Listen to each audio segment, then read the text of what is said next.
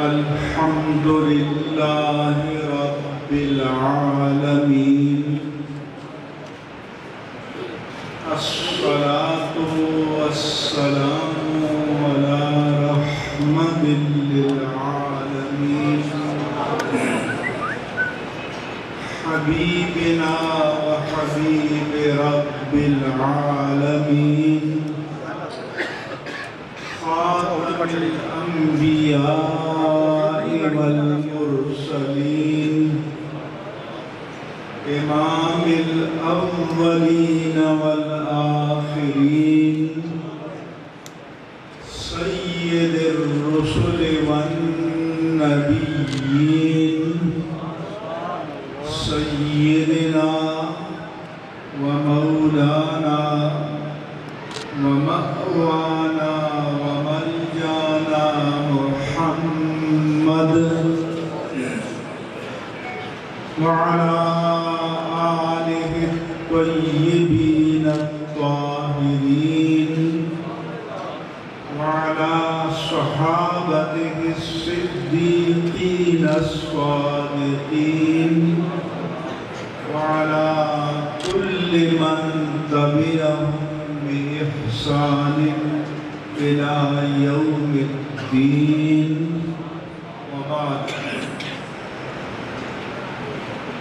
آج کی اس محفل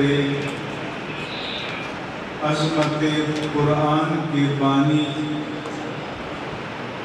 علامہ طارق اسماعیل صاحب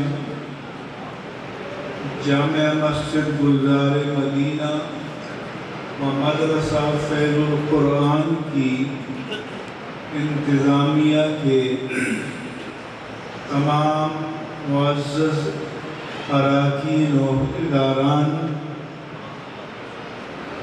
جماعت اہل سنت ناروے اور ورلڈ اسلامک مشن ناروے کے سرپرست اعلیٰ و صدر نشین حضرت علامہ پیر طریقت سید نعمت علی شاہ صاحب بخاری دامت برکاتہم العالیہ، مجھے لے کر یہاں آنے والے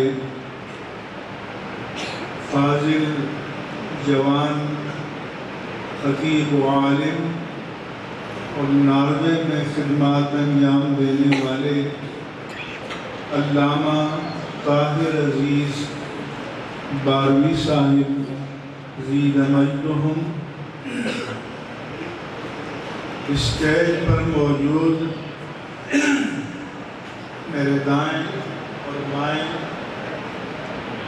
جملہ مقتدر ممتاز مؤثر اجلہ افاضل اکابر علماء کرام، خطباء اعظام، معززین علاقہ اور معزز حاضرین مجلس، السلام علیکم ورحمۃ اللہ وبرکاتہ۔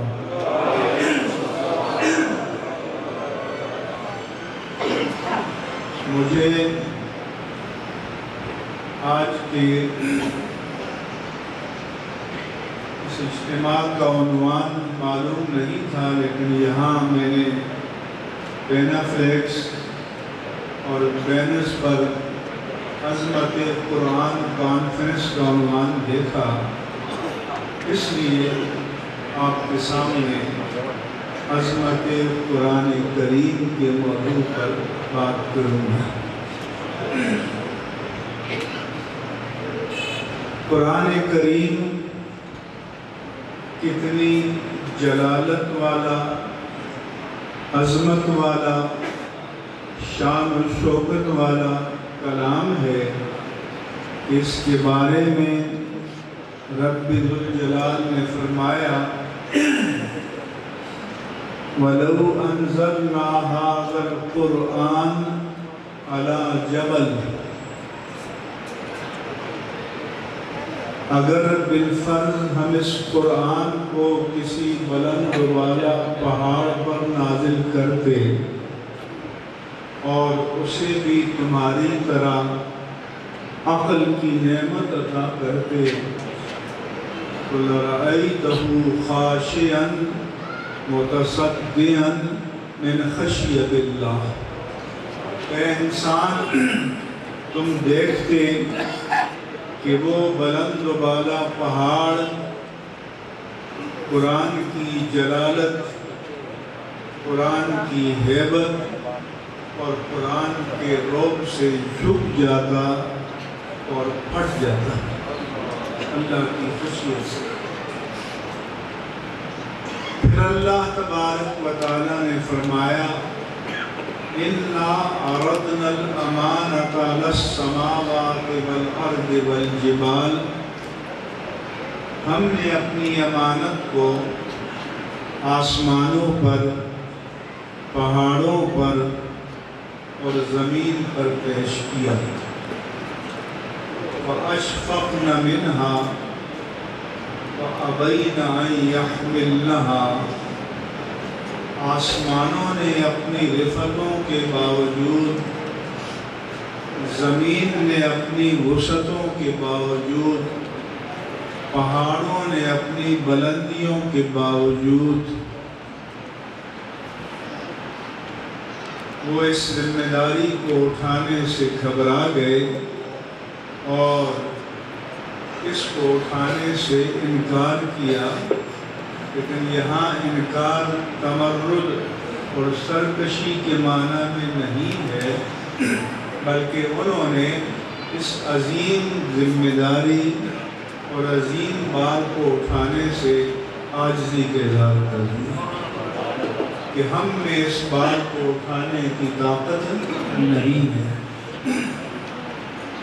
تو جس بار کو، جس پرہیبت کلام کو آسمان نہ اٹھا سکے، زمین نہ اٹھا سکی، پہاڑ نہ اٹھا سکے، تو اللہ فرماتا ہے کہ نزل بہ الروح الامین علی قلبک لتکون من المنذرین بلسان عربی مبین۔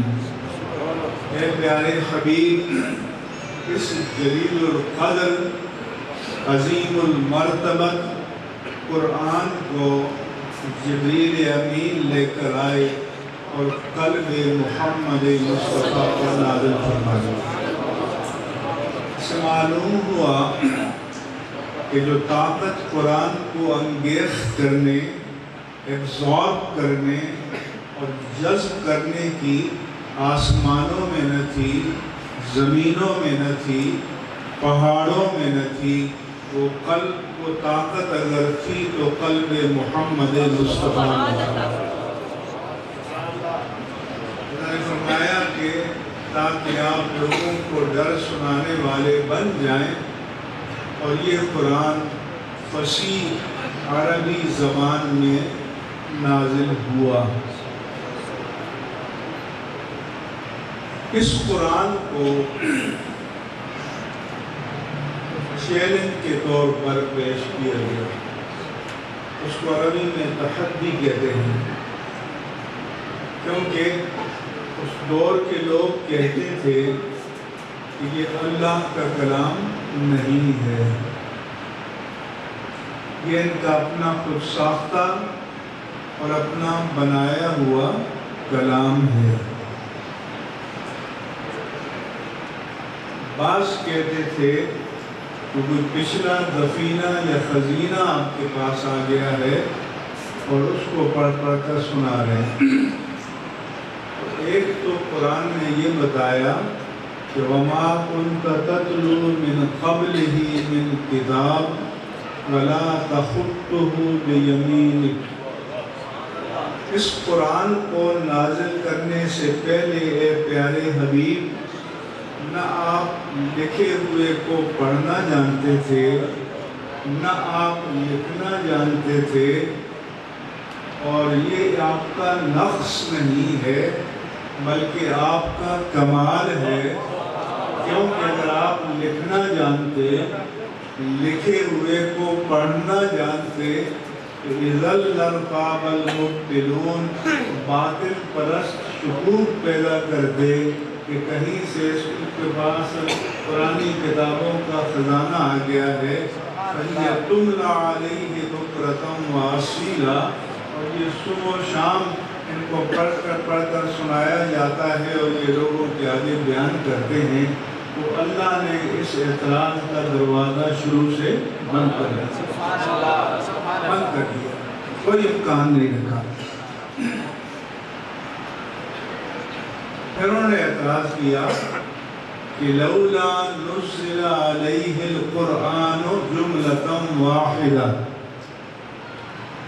پچھلی کتابوں کی طرح یہ قرآن ایٹ اے ٹائم ایک کتاب کی شکل میں کیوں نہ اتار دیا گیا؟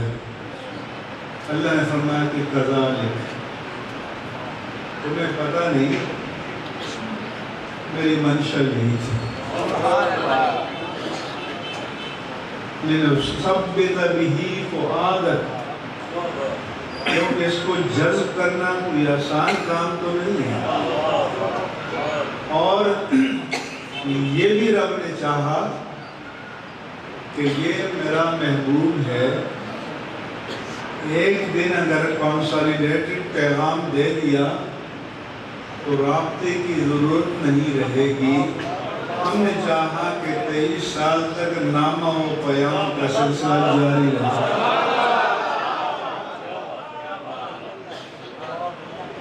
تاکہ آپ کے دل کو ثبات ملے، قرار ملے، کیونکہ ابتدائے اسلام میں کچھ عرصے کے لیے وحی کا آنا موقوف ہو گیا کہ میرے آقا و مولا آسمان کی طرف دیکھتے کہ شاید اب وحی آئے، اب پیام آئے، اب جبریل امین آئے۔ تو مشرکین مکہ نے صدا کو دیکھا تو انہوں نے کہا کہ وَدَّا مُحَمَّدًا رَبُّهُ وَقَلَاهُ، محمد کا رب ان سے ناراض ہو گیا ہے، ان کو چھوڑ دیا ہے۔ عام قاعدہ یہ ہے کہ جس پر الزام لگایا جائے، جس پر کام کیا جائے، وہ اپنی صفائی خود پیش کرتا ہے، لیکن آداب مصطفی کا تقاضا یہ ہے کہ الزام مصطفیٰ پر لگتا ہے اور صفائی رب مصطفیٰ بیان کرتا ہے۔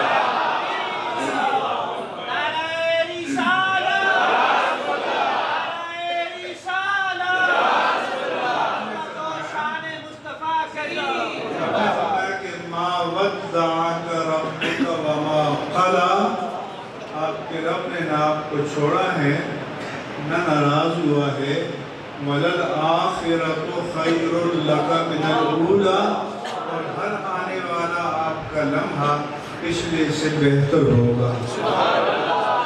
وَلَسَوْفَ يُعْطِيكَ رَبُّكَ فَتَرْضَىٰ، عام طور پر یہ ہے کہ بندہ رب کی رضا کو چاہتا ہے، بندہ، تو امام اہل سنت نے فرمایا کہ خدا کی رضا چاہتے ہیں دو عالم، خدا چاہتا ہے رضائے محمد۔ وَلَسَوْفَ يُعْطِيكَ رَبُّكَ فَتَرْضَىٰ، ان قریب آپ کا رب آپ کو اتنا عطا فرمائے گا کہ آپ راضی ہو جائیں گے۔ یہ رضا نبوت کے ساتھ چل رہی ہے، کیونکہ جب مکی زندگی میں، مدنی زندگی میں 16-17 ماہ تک بیت المقدس کی جانب نمازیں پڑھنے کا حکم ہوا، میرے آقا کے دل میں تمنا تھی کہ آپ کے اجداد حضرات ابراہیم و اسماعیل علیہ السلام کا کعبہ جو مکہ میں ہے وہ قبلہ نماز ہو جائے۔ اللہ نے فرمایا سَيَقُولُ السُّفَهَاءُ مَا وَلَّاهُمْ عن قبلته التي كنت عليها، بے وقوف نادان لوگ کہیں گے کہ پہلے جس قبلے پر تھے کیوں پھیر دی۔ تو حضور کب بھی آسمان کی طرف دیکھتے کہ شاید اب جبریل آئیں اور نیا آرڈیننس جاری ہو جائے کہ آج سے کعبہ بیت اللہ ہے، تو میرے رب نے فرمایا قَدْ نَرَا تَقَلُّبَ وَجْهِكَ فِي السَّمَاءِ، اے پیارے حبیب، ہم نے بارہا آپ کو، آپ کے چہرے کو آسمان کی طرف پلٹتے ہوئے دیکھا ہے۔ آپ آسمان کی طرف دیکھ رہے ہوتے تھے اور ہم آپ کے چہرے کو دیکھ رہے ہوتے تھے۔ فَلَنُوَلِّيَنَّكَ قِبْلَةً تَرْضَاهَا، تو ہم اب آپ کا رخ اس قبلے کی جانب پھیر دیں گے جو آپ کو پسند ہے۔ عقل سے پوچھیں تو عقل سلیم کسی کی بھی ہو یہ بتائے گی کہ قبلہ اس کی مرضی کا ہونا چاہیے جس کی عبادت کی جائے گی، قبلہ معبود کی مرضی کا ہونا چاہیے، مسجود کی مرضی کا ہونا چاہیے، لیکن معبود مطلق نے فرمایا کہ پیارے حبیب عبادت تو میری ہوگی مگر قبلہ آپ کی مرضی کا ہوگا۔ پھر عقل عیار میں کوئی سوال پیدا ہو سکتا تھا کہ بھائی تم کہتے ہو کہ ان پر اللہ کی طرف سے وحی آتی ہے، کل ان کا رخ بیت اللہ کی جانب تھا، آج بیت المقدس کی جانب ہے، پھر کر بیت اللہ کی طرف چلا گیا، ان کی باتوں کا کیا اعتبار ہے؟ تو رب نے اس سوال کا جواب بھی قرآن میں دے دیا، وَمَا جَعَلْنَا الْقِبْلَةَ الَّتِي كُنْتَ عَلَيْهَا، یہ جو 16-17 ماہ تک آپ بیت المقدس کی جانب رخ کر کے نماز پڑھ رہے تھے، پڑھا رہے تھے، اس کو ہم نے ایک خاص مقصد کے لیے بنایا تھا، إِلَّا لِنَعْلَمَ، علماء دیوبند نے ترجمہ کیا تاکہ ہم جان لیں۔ تو رب کو تو ازل سے معلوم ہے، کیا رب کب جانے گا؟ تو امام اہل سنت نے بتایا کہ تاکہ ہم ظاہر کریں۔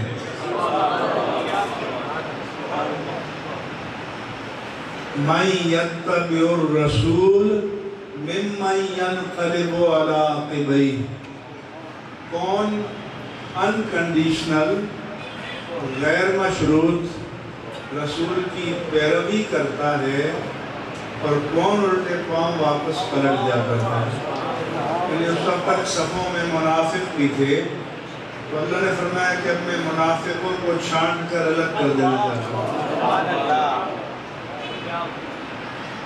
پھر فرمایا، پھر لوگوں کے ذہن میں سوال آ سکتا تھا کہ چلو بھائی اب تو بیت اللہ ہو گیا، لیکن یہ جو 17 ماہ تک بیت المقدس کی جانب نمازیں پڑھی اور جو صحابہ اس دوران شہید بھی ہو گئے، ایک نماز بھی بیت اللہ کی نہیں ملی، ان کا کیا ہوگا؟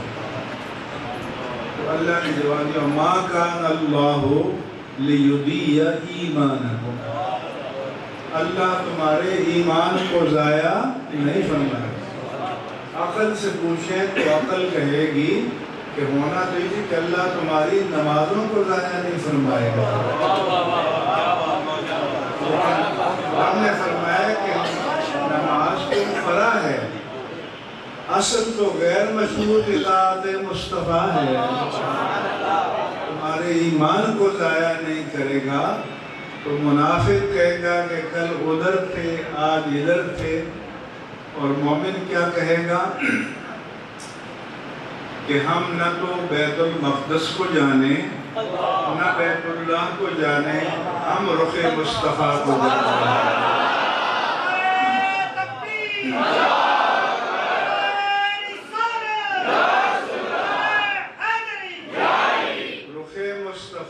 بیت المقدس کی جانب ہو جائے تو اسے قبلہ بنا دیں، بیت اللہ کی جانب ہو جائے تو اسے قبلہ بنا دیں۔ 1000 قبلے 1000 کعبے، انہی کی نقش پا کے صدقے وہ جس طرف سے گزر گئے ہیں اسی کو کعبہ بنا کے چھوڑا۔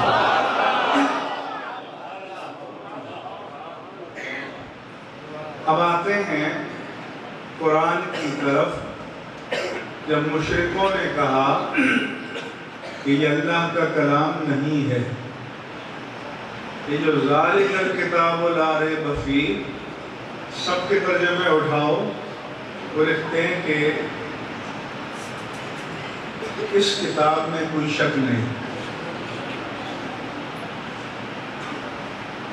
اور امام اہل سنت نے فرمایا، اب شک کا تو قرآن میں ذکر ہے، فَإِن كُنتُمْ فِي رَيْبٍ مِّمَّا نَزَّلْنَا عَلَىٰ عَبْدِنَا، اگر تمہیں شک ہے تو امام اہل سنت نے ترجمہ کیا کہ یہ وہ بلند مرتبہ کتاب ہے کہ جو اس کی حقانیت کے دلائل پر غور کرے تو وہ سمجھے گا کہ اس میں شک کی کوئی گنجائش نہیں ہے۔ انگریزی میں کہتے ہیں کہ there is no room for doubt in it، اس میں شک کی کوئی گنجائش نہیں ہے۔ لیکن جب شک کرنے والوں نے شک کیا تو قرآن نے چیلنج کیا، قُلْ إِنِ اجْتَمَعَتِ الْجِنُّ وَالْإِنسُ لَإِنِ اجْتَمَعَتِ الْجِنُّ وَالْإِنسُ عَلَىٰ أَن يَأْتُوا بِمِثْلِ هَٰذَا الْقُرْآنِ لَا يَأْتُونَ وَلَوْ كَانَ بَعْضُهُمْ لِبَعْضٍ ظَهِيرًا۔ اے رسول آپ اعلان کر دیں، اگر سارے جنات اور سارے انسان جمع ہو جائیں، ان کے سارے فلسفی، سارے عقلاء، سارے ادباء جمع ہو جائیں کہ اس قرآن جیسا قرآن بنا کر لے آئیں تو ہم پہلے سے ڈکلیئر کر دیتے ہیں کہ نہیں لا سکیں گے، اگرچہ ایک دوسرے کے معاون اور مددگار بھی بن جائیں۔ تو پہلا چیلنج کہ پورا قرآن بنا کر لے آؤ، یہ قبول نہیں ہوا تو قرآن نے 1 اسٹیپ ڈاؤن نیچے آ کر چیلنج کیا، ام یقولون افترا، یہ کہتے ہیں کہ انہوں نے خود سے گھڑ لیا ہے، فَأْتُوا بِعَشْرِ سُوَرٍ مِثْلِهِ، چلو تمہیں جیسی 10 صورتیں بنا کر لے آؤ۔ یہ چیلنج بھی قبول نہ ہوا، قرآن ایک اسٹیپ اور نیچے آیا، ام یقولون افترا فَلْيَأْتُوا بِسُورَةٍ مِّن مِثْلِهِ، چلو اس جیسی ایک چھوٹی سی صورت بنا کر لے آؤ۔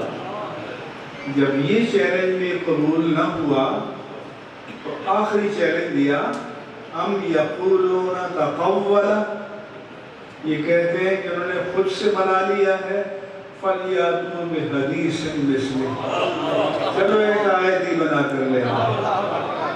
لیکن تاریخ کا ریکارڈ بتاتا ہے کہ قرآن کا چیلنج کسی نے قبول نہیں کیا، جن کو اپنی فصاحت و بلاغت پر ناز تھا۔ میں نے ایک جگہ پڑھا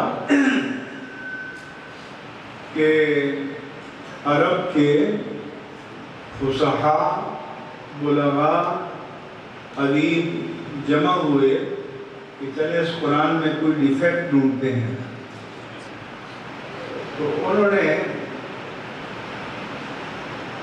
ایک آخری حربہ استعمال کیے، حضور کے پاس آئے کہ آپ کا قرآن دعویٰ کرتا ہے کہ فصیح عربی میں ہے، اس میں 3 کلمات ایسے ہیں کہ جو فصیح عربی کے معیار پر پورا نہیں اترتے، ایک سخریہ، ایک عجاب، ایک قبال، تو آپ کا دعویٰ تو رد ہو گیا۔ حضور نے فرمایا کہ تمہارے پاس عربیت پر اتھارٹی کون ہے؟ انہوں نے کہا کہ مکے سے باہر میرانے میں ایک بابا ہے، وہ اتھارٹی عربیت پر. ہم نے کہا اس کو بلا لو. اس کو بلا کر لائے. جب آیا تو حضور نے فرمایا بیٹھ جاؤ. بیٹھ گیا. فرمایا کھڑے ہو جاؤ. کھڑا ہو گیا. آپ نے پھر فرمایا کہ بیٹھ جاؤ. بیٹھ گیا. آپ نے پھر فرمایا کہ کھڑے ہو جاؤ. کھڑا ہو گیا. آپ نے پھر فرمایا کہ بیٹھ جاؤ. بیٹھ گیا. پھر فرمایا کھڑے ہو جاؤ. تو بابا کو غصہ آ گیا. اس نے کہ اتتخذنی سخریہ وأنا شیخ کبار ان ھذا لشیء عجاب. تو وہی 3 کلمات جن پر ان کا اعتراض تھا اللہ نے جو ان کے نزدیک اتھارٹی تھا اس کی زبان پر جاری کر دیا. یہ قرآن ہے جس کا یہ اعجاز ہے. یہ معجزہ ہے. پھر قرآن کو سمجھنا آسان نہیں ہے. سورۃ القیامہ میں ہے جب قرآن اتر رہا تھا تو میرے آقا و مولا صلی اللہ علیہ وآلہ وسلم جلدی یاد کرنے کے شوق میں اس کو ریپیٹ کرتے. رب نے فرمایا کہ لا تحرک بہ لسانک لتعجل بہ. اے پیارے حبیب جلدی یاد کرنے کے شوق میں اپنی زبان مبارک کو جلدی حرکت نہ دیا کیجیے. ان علینا جمعہ وقرآنہ. اس کو آپ کے سینے میں آپ کے ذہن میں محفوظ کرنا اور آپ کی زبان پر جاری کرنا یہ آپ کا نہیں یہ ہمارا کام ہے.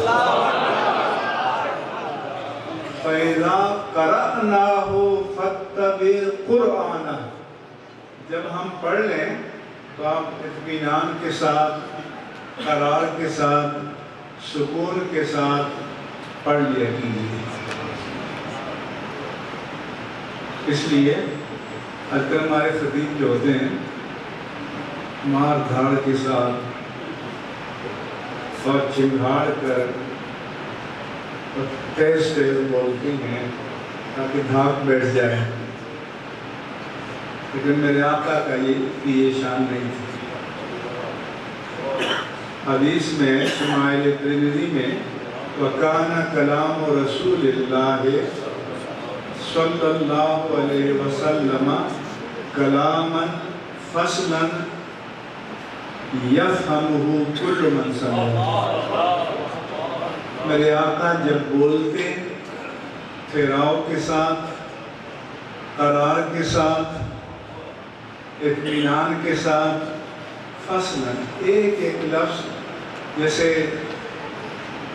ہاروں میں موتی پروئے ہوتے ہیں اس کو کھول دیں تو ایک ایک دانہ گرتا ہے. ایسے میرے آقا کی زبان مبارک سے ایک ایک لفظ جدا جدا نکلتا. جو بھی سنتا ہو اس کو پوری طرح سمجھ میں آ جاتا. دوسرے میں ہے کہ کانا کلامہ ترتیل و ترسیل. ٹھہر کر پڑھتے تھے اور سکون سے پڑھتے تھے. آپ مجھے بتائیں اگر ہمارے خطیبوں کی طرح سپر سانک رفتار سے میرے آقا بول رہے ہوتے تو آج ایک ایک لفظ محفوظ ہوتا. کائنات کی واحد شخصیت ہے کہ آپ کی زبان سے نکلا ہوا ایک ایک لفظ آج تک محفوظ ہے. اچھا کیونکہ خطیب کا مطلب جو ہے نا کہ چھا جائے بھاگ بیٹھ جائے مناظرے کا چیلنج کرے. اور خادم دین کا کیا ہوتا ہے وہ ادائے دل بری ہو یا نوائے عاشقانہ. جگر مراد آبادی نے کہا وہ ادائے دل بری ہو یا نوائے عاشقانہ جو دلوں کو فتح کر لے وہی فاتح زمانہ۔ اس لیے کوئی دماغ کے راستے دل میں اترتا ہے اور کوئی دل کے راستے دماغ کو تسکین کرتا ہے کہ میرے آقا کی سنت تھی۔ پھر آج کل جو فتنے ہیں کہ غامدی صاحب کہتے ہیں کہ میرے مطابق اس کا مطلب یہ ہے، وہ کیف کان بدء الوحی الی رسول اللہ جو بخاری میں پہلی حدیث ہے اس کو نہیں مانتے۔ وہ کہتے ہیں سورۃ النجم میں جو 18 آیات ہیں وہ ابتدائی وحی کے بارے میں، معراج کو نہیں۔ تو اللہ کو پتہ تھا کہ منکرین حدیث بھی آئیں گے، ہر طرح کے فتنے آئیں گے، تو اگر اس کو لوگوں کی مرضی پر چھوڑ دیا جائے تو پھر تو یہ دیوان غالب اور دیوان حافظ ہوگا، اس کی جو مرضی مطلب بیان کر دے۔ مگر اللہ نے فرمایا کہ نہیں، یہ کسی شاعر کا یا ادیب کا دیوان نہیں ہے، یہ میرا کلام ہے۔ ثم ان علینا بیانہ، جب کلام میری طرف سے آیا ہے تو بیان بھی میری طرف سے آئے گا۔ تو اب کا سوال یہ ہے کہ بیان کس پر آئے گا؟ غامدی صاحب پر آئے گا، پرویز صاحب پر آئے گا، اصلاحی صاحب پر آئے گا، چکڑالوی پر آئے گا؟ تو پھر میرے دوستو بیان بھی اسی پر آئے گا جس پر کلام نازل ہوا۔ اس لیے قرآن اور حدیث، قرآن اور سیرت مصطفیٰ لازم و ملزوم ہیں۔ جب قرآن آپ رکھیں اور رکھیں تو قرآن ساکت ہے۔ جب میرے آقا عملی زندگی میں اٹھیں، نماز پڑھیں، روزہ رکھیں، بزم میں جائیں، رزم میں جائیں، خلوت میں جائیں، جلوت میں جائیں، تو جیسے قرآن چل رہا ہے۔ اس لیے حدیث میں فرمایا کہ یأتی علی الناس زمان، لوگوں پر ایک دور ایسا آئے گا، رجل شبعان علی اریکتہ، ایک حدیث میں کہ متکئا علی اریکتہ، ایک شخص پیٹ پھولا ہوا مست اپنی مستن پر بیٹھا ہوگا، یقول کہہ رہا ہوگا ما احل اللہ فی کتابہ فاحلوا وما حرم اللہ فی کتابہ فحرموا، جسے اللہ اپنے قرآن میں حلال کہے تو وہ حلال ہے، جسے قرآن میں حرام کہے تو حرام ہے، فنش۔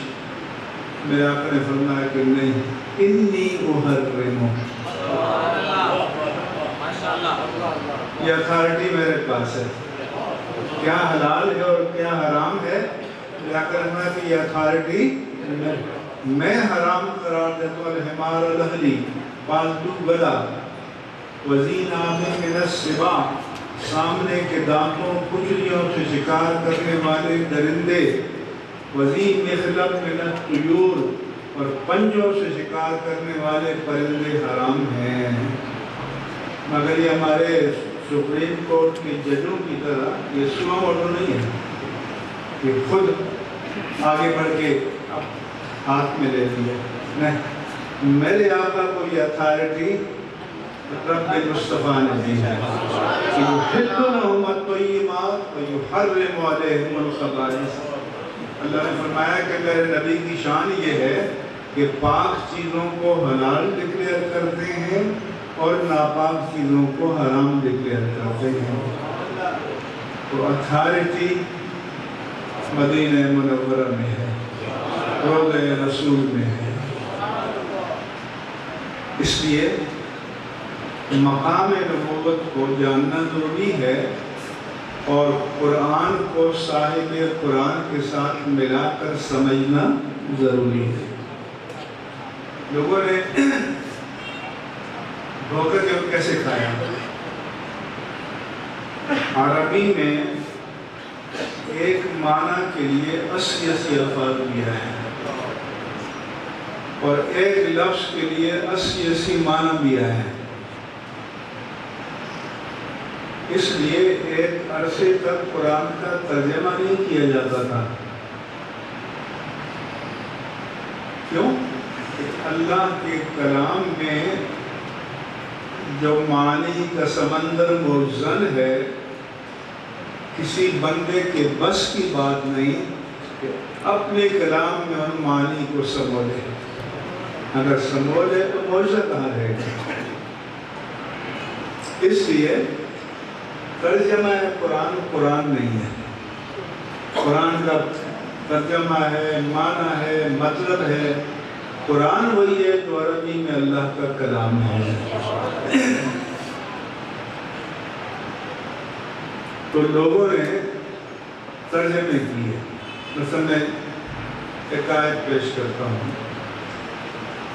سورہ الرحمن کی آیت ہے، یا معشر الجن والانس ان استطعتم ان تنفذوا من اقطار السماوات والارض فانفذوا لا تنفذون الا بسلطان.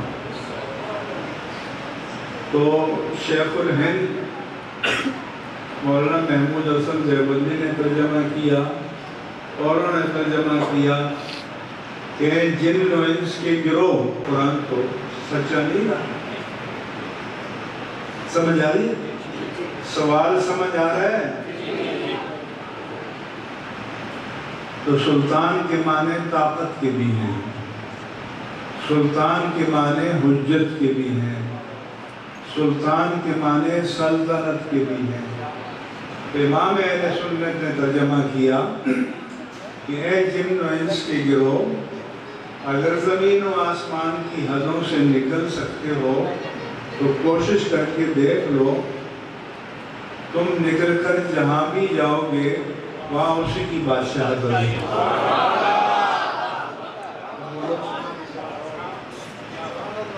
1000 سال بعد انسانی علم 1000 سیاروں سے آگے نکل جائے مگر اللہ کی بادشاہت کے دائرے سے نہیں نکل سکتا. یہ فرق ہے. صرف قرآن کے ترجمے کے لیے عربی جاننا ضروری نہیں ہے. مقام نبوت کو جاننا، مقام الوہیت کو جاننا، مقام ولایت کو جاننا، یہ بھی ضروری ہے. یہی فرق ہے ہمارے اکابر میں اور ان حضرات میں. آپ ایسے چھوڑ رہے ہیں اس کو، ادھر آ رہے ہیں اور جو نئے تراجم آ رہے ہیں. مثلا قرآن میں ہے وَظَنُّونَ اِذْ ذَهَبَ مُغَاضِبًا. مچھلی والا نبی جب قوم سے ناراض ہو کر چل پڑا. فَظَنَّ أَن لَّن نَّقْدِرَ عَلَيْهِ. اس سے گمان کیا کہ ہم اس پر قابو نہیں پا سکیں گے، کیونکہ قدرہ یقدر کے ایک معنی قدرت پانا، قابو پانا، کنٹرول پہ کرنا. اور وہ کون تھے؟ نبی. کیا آج ہم میں سے ادنا ادنا ادنا ادنا مسلمان بھی یہ سوچ سکتے ہیں کہ اللہ ہم پر قابو نہیں پا سکیں گے؟ بولو. ساری انسانیت 8 ارب انسان جمع ہو جائیں تو یہ فرض کرتے ہیں کہ اللہ قابو نہیں پا سکیں گے. تو قدرہ اقدر کے معنی قدرت کے تو ہیں، لیکن یہ دیکھو کہ بابا یہ کس کے لیے بولا جا رہا ہے. تو قدرہ اقدر کے معنی دوسرے تنہی کے ہیں. ان اللہ یبسط الرزق لمن یشاء ویقدر.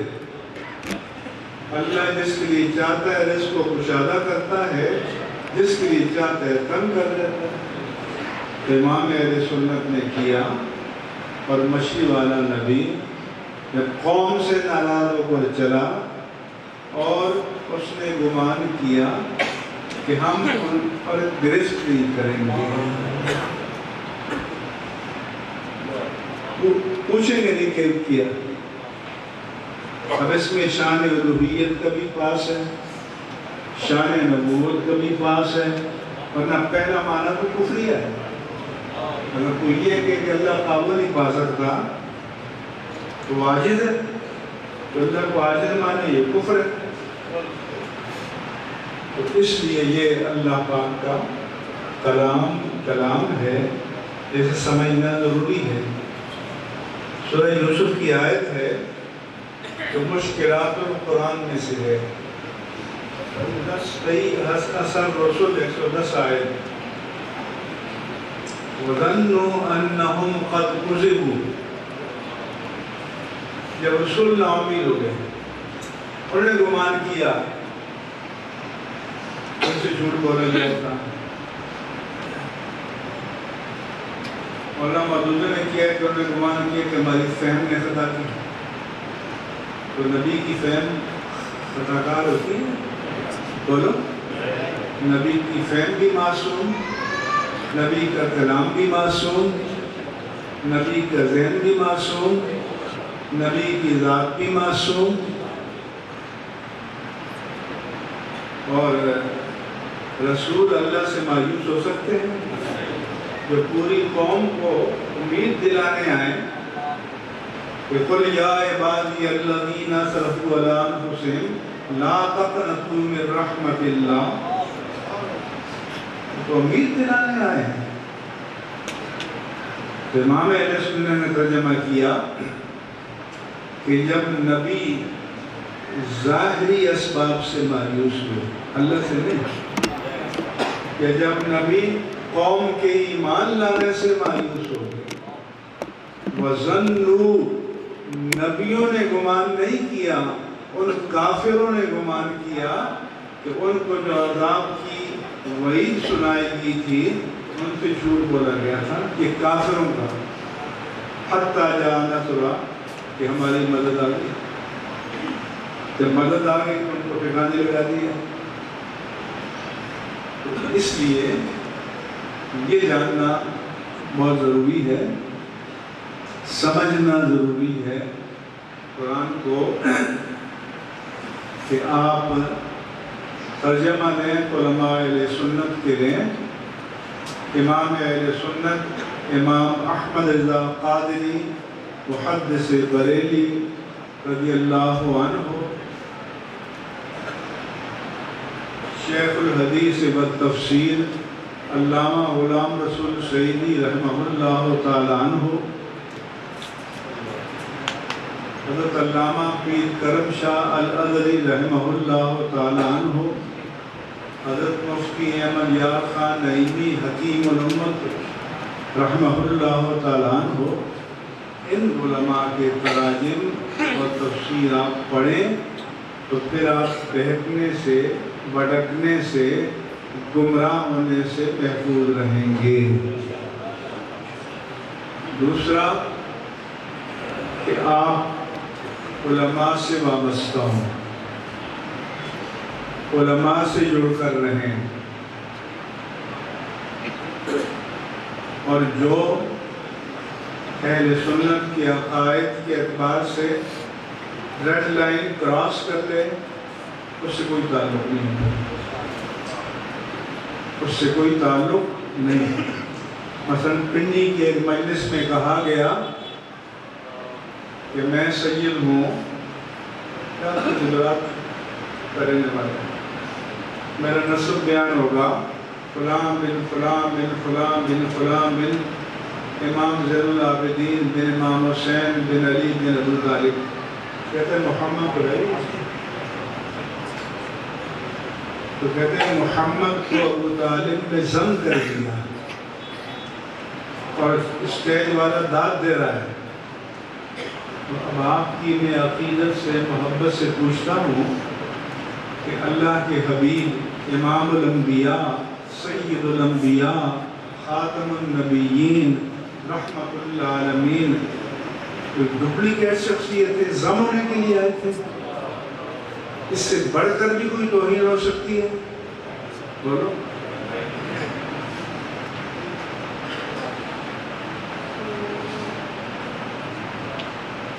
تو میں نے کہا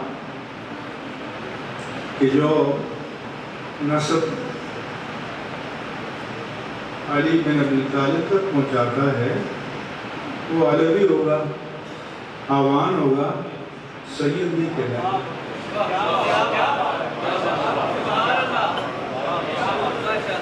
کیوں؟ کہ میرے آقا و مولا صلی اللہ علیہ وآلہ وسلم نے اصول بتا دی ہے، کل بنی انسا و کل بنی ابن عصبتہ من ابیہ الا بنی فاطمہ، کہ ہر باپ کا بیٹا، ہر ماں کا بیٹا، اس کا نسب باپ کی طرف منسوب ہوگا، مگر میرے آقا نے فرمایا کہ سیدۃ نساء الجنہ، سیدۃ نساء العالمین، میرے آقا کی لخت جگر سیدہ فاطمہ الزہرا رضی اللہ عنہا کی جو اولاد ہے فَأَنَا أَسْرَفُهُ، تو سیدہ فاطمہ کے جنکشن سے نسبی ٹرین میرے آقا کی طرف مڑ جائے گی، تو تب وہ سید کہلائے گا۔ جو نہیں موڑنا چاہتا وہ جو مرضی چاہے کہلائے۔ تو یہ جو بس چیزیں ہیں یہ کسی درجے میں قابل قبول نہیں ہے۔ میں نے گجرات میں یہ بیان کیا تو مجھے ایک صاحب نے دیا کہ یہ ان کے باپ کے بڑے ادارے ہیں، 40 ادارے ہیں، یہ اگر وہ حرکت میں آ جائیں۔ میں کراچی میں تھا، میں نے کہا کہ فوراً جواب دیں کہ 1 سیکنڈ کی تاخیر نہ کریں، آ جائیں حرکت میں، اور میں تو فقیر مسافر ہوں، میں بھی گجرات میں آؤں گا، وہاں میدان میں فیصلہ ہو جائے گا۔ عقائد پر کمپرومائز نہیں ہو سکتا، نظریات پر کمپرومائز نہیں ہو سکتا، شان رسالت پر کمپرومائز نہیں ہو سکتا، شان اہل بیت پر کمپرومائز نہیں ہو سکتا، شان امہات المومنین پر کمپرومائز نہیں ہو سکتا، شان صحابہ پر کمپرومائز نہیں ہو سکتا، شان اولیاء کرام پر کمپرومائز نہیں ہو سکتا، شان ائمہ دین متین پر کمپرومائز نہیں ہو سکتا۔ یہ ہمارے اٹل ہیں۔ میری کتاب اصلاح عقائد و اعمال، فرصت ملے تو آپ اس کو پڑھیں۔